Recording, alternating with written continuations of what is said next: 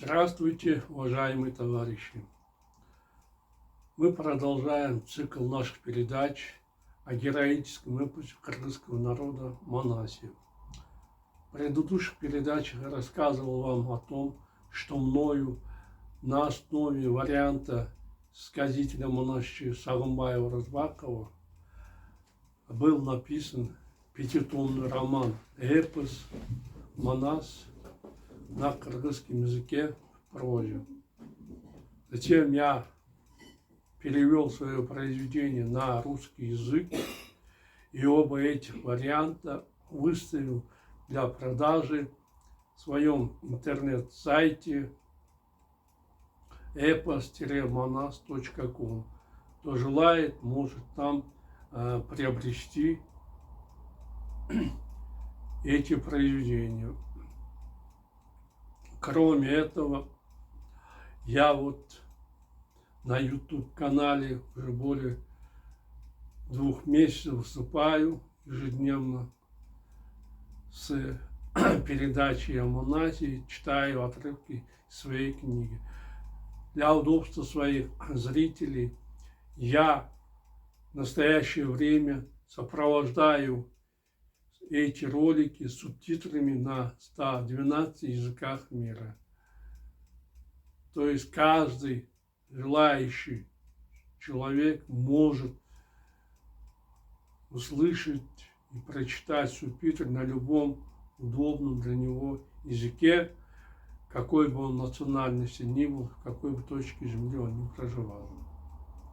Кроме этого, эти же ролики мною выставлены на моих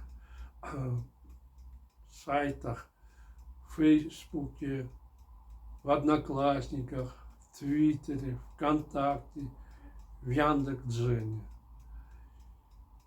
Так что, если кто хочет, может не только на YouTube, но и в указанных социальных сетях посмотреть мои видеоролики.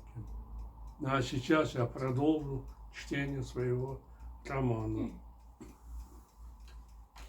Когда беглецы остановились у ущелья Ак-Дангыл, окруженного с обеих сторон высокими горами, были выделены 300 воинов калмыцкой армии для их защиты.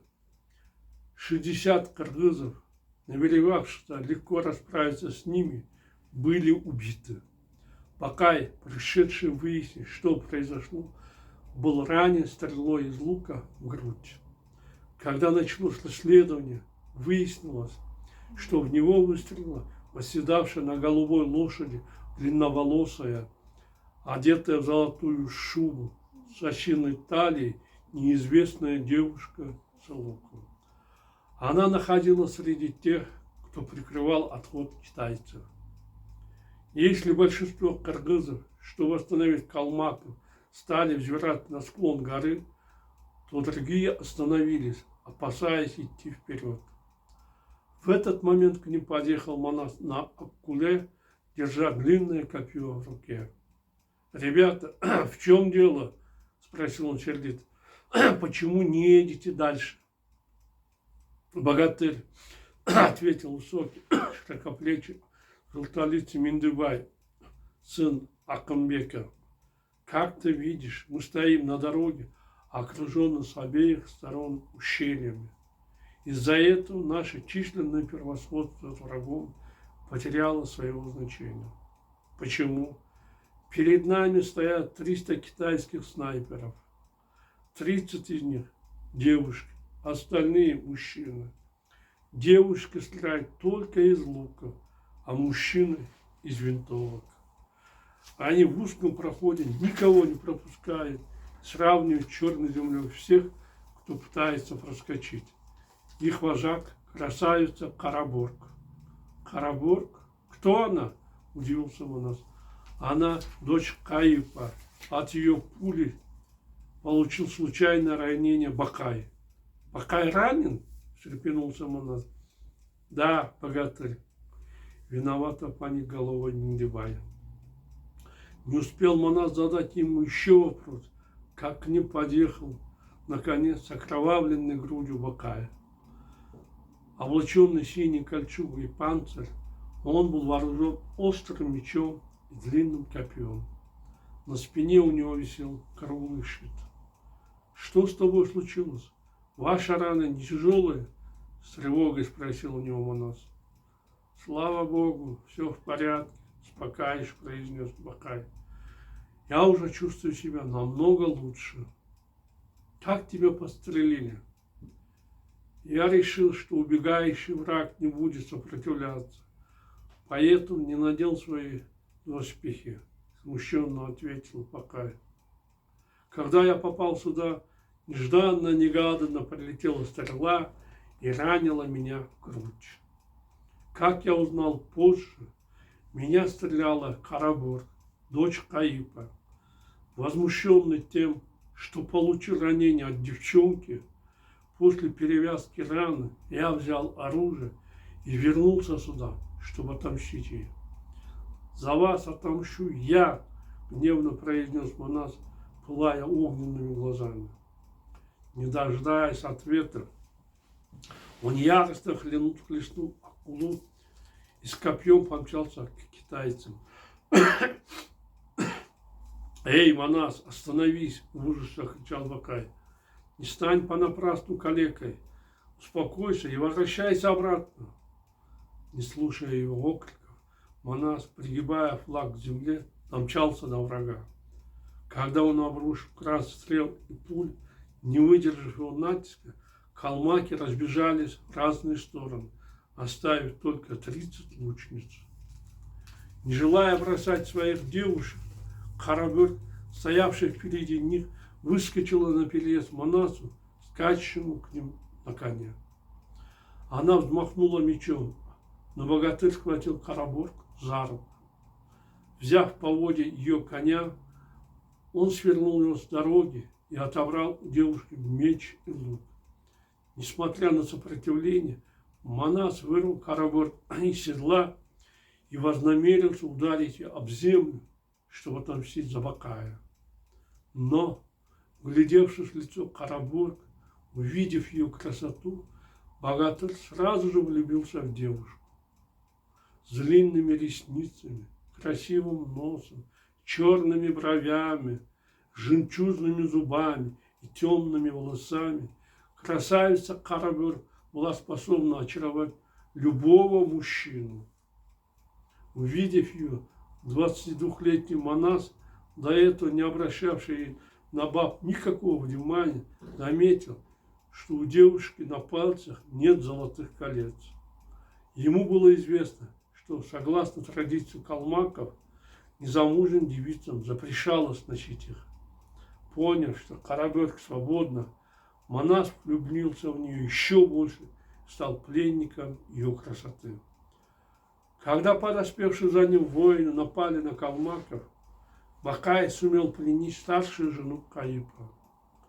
Она убегала от кыргызов, погрузив все свое богатство на 90 верблюдов. Чего только не было в этом караване.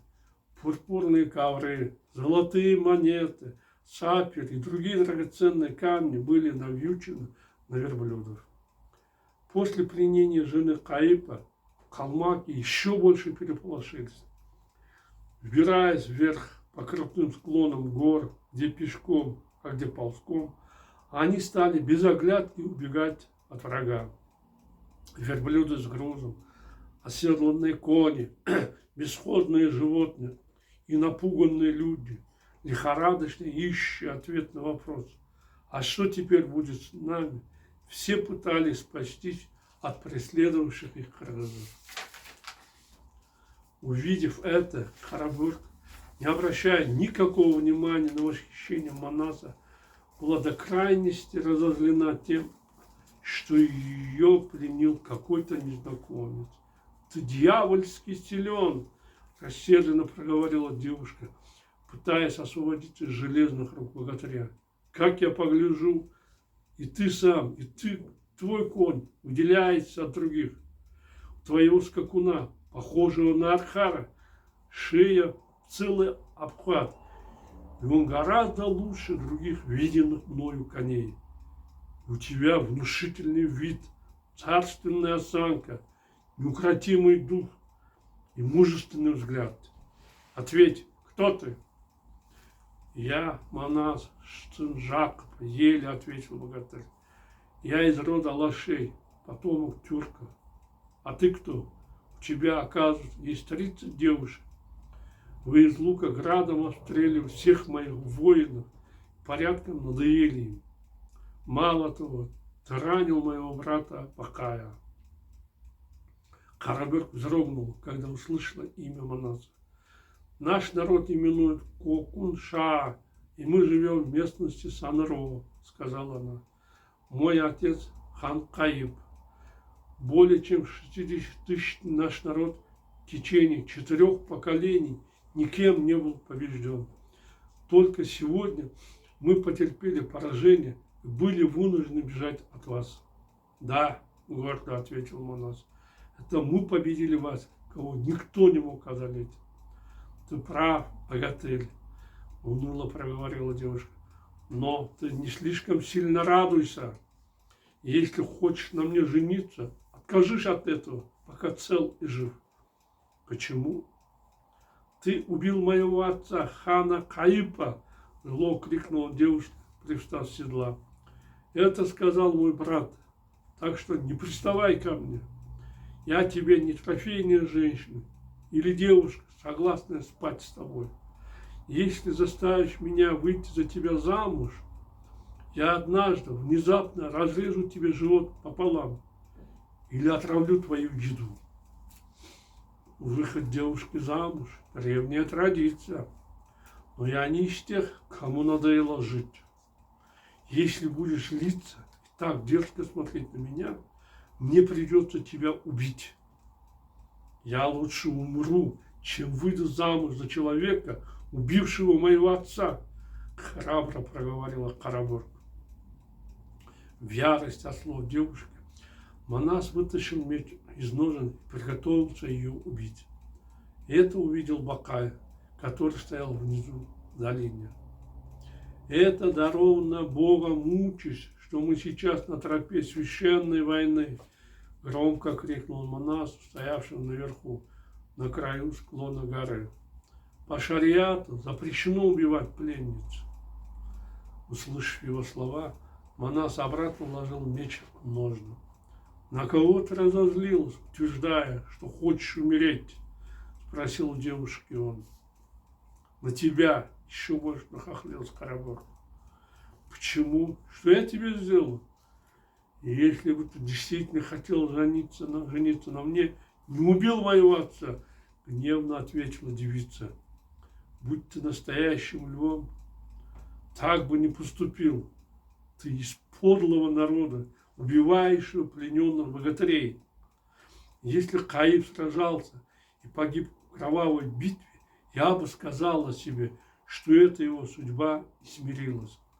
Но вы взяли его в плен, убили толпой, словно трусы.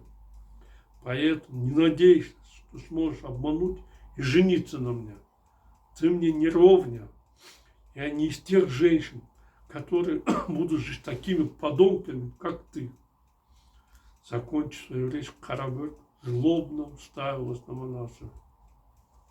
Не зная, что ответить девушке, растерянный богатырь, сопровождая ее, спустился вниз к Бакаю. «Поздравляю с добычей!» – бодро произнес вышедший ему навстречу Миндибай. Ничего не ответив ему, Манас огляделся по сторонам. Кыргызы полностью окружили калмыков. По военной традиции они отбирали все, наводя на них трепет и ужас. Некоторые из воинов выбирали девушек, другие – верблюдов, жеребят и кобыл, а третьи были заняты дележом коров и овец. Невольные слезы навернулись на глаза Карабек, когда она увидела, как страдает и горюет ее народ. Чтобы не зареветь, девушка крепко стиснула губы. Но когда она увидела свою мать среди пленных, подошедших к ним, чуть не потеряла сознание, с вытаращенными глазами уставилась на нее. «Мама, мамочка!» – что из силы крикнул Карабек. ты тоже попала в плен. Ее мать была одета в длинную красную шелковую рубашку, золотой тесьмой на груди, синюю жилетку без рукавов, красный шелковый халат с длинными широкими рукавами, круглую желтую шапочку, красные сапоги на высоком каблуке. У нее красовались в ушах золотые серьги, а на руках золотые кольца. Старуха чуть не упала в обморок, увидев свою единственную дочь в таких обстоятельствах. «Ненаглядная доченька моя!» – разрыдалась она. «Что с тобой случилось? Тебя схватили, и ты унижена, стала добычей врагов? А я радовалась, что ты успела сбежать, как твои 3 брата. Оказывается, ты, как и я, стала пленницей». Не в силах выдержать такое, бедная мать еще пуще завыла от горя. Карабер, который хотелось плакать от слов матери, едва сдерживала себя. «Нет, мама», — угрюмо произнесла она, — «я никогда не стану добычей. Чем так жить, лучше умереть». Когда мать слышала слова дочери, ее необременительные слезы вмиг высохли. «Не говори так, доченька», — мягко проговорила она. «Не стоит тебе так поступать. Это давняя традиция. Мужчина берет добычу девушку, женится на ней. Живой человек в итоге достигнет своей цели. Если будешь возмущаться и сопротивляться, кыргызы унизят тебя, а затем убьют, как рабыню из калмака. Тогда что мне делать?» С трудом подавляя свой гнев, спросила Карабер, которая, с одной стороны, была разозлена, а с другой оскорблена трусостью, малодушием матери. «И если хочешь послушаться, не умирай, дитя мое», — готовностью ответила мать. «Кто из кыргызов поймал тебя, доченька?» «Манас». «Что он хочет с тобой сделать?»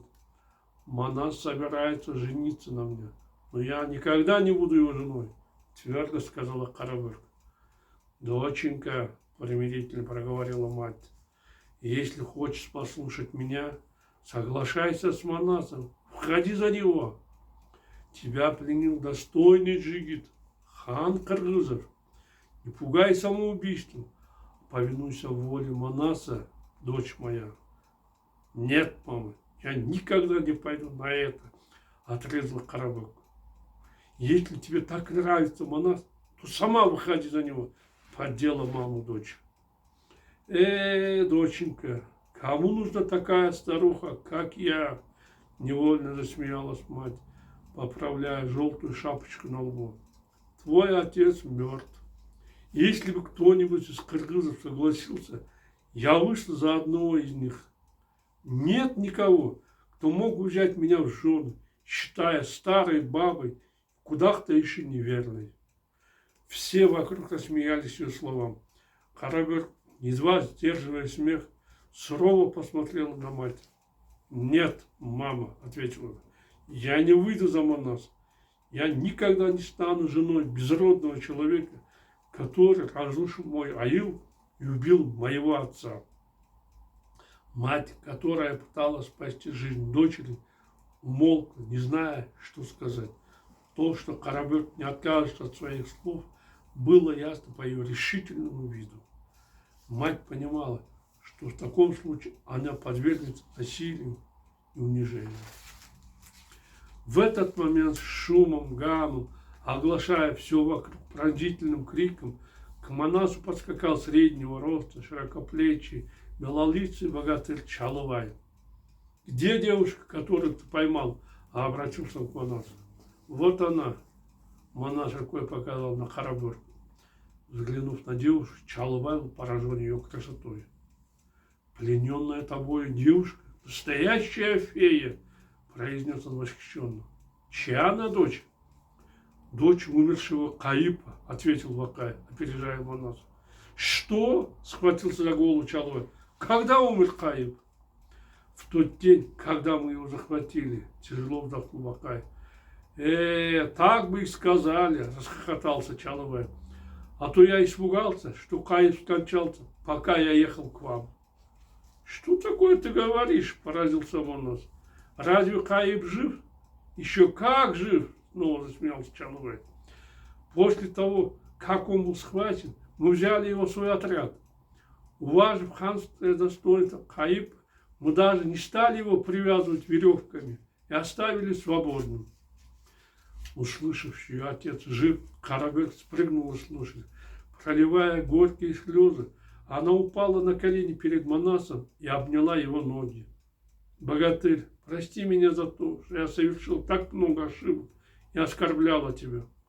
Я отдаю тебе свое сердце, но если мой отец жив, покажи его мне, сказала Карабек, и не в силах сдержаться от волнения, разрыдалась во весь голос. Узнав радостную весть, жена Каипа облегченно вздохнула. Если муж жив, то он мой, умоляюще посмотрела на Манаса. Карабек, моя единственная дочь, она достойна тебя. Возьми ее. Если она откажется служить тебе, пусть сломается, как тростинка. От переизбытка чувств старуха горько расплакалась. Где Каип? Спросил Чалыбаева удивленный Манас. Он в полном здравии и здоровье находится в нашем отряде.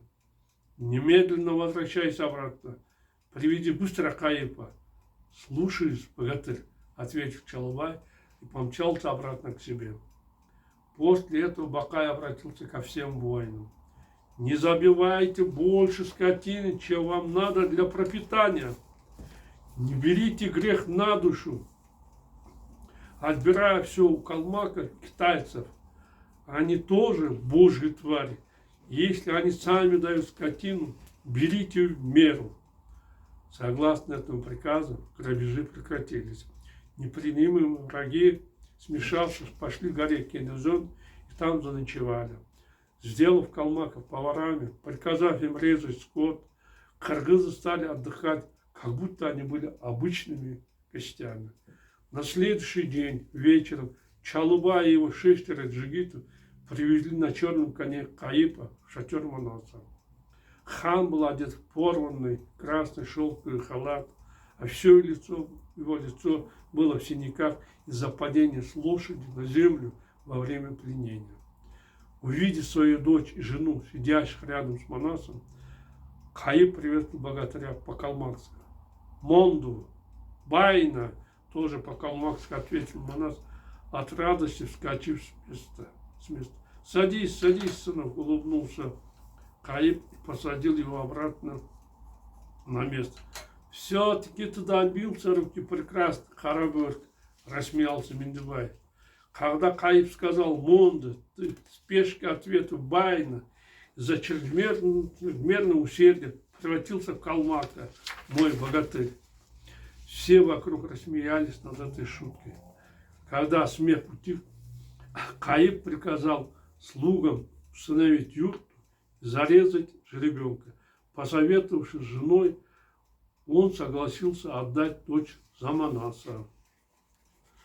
Вот, уважаемые товарищи, наше время подошло к концу. Я прощаюсь с вами. До свидания. До новых встреч.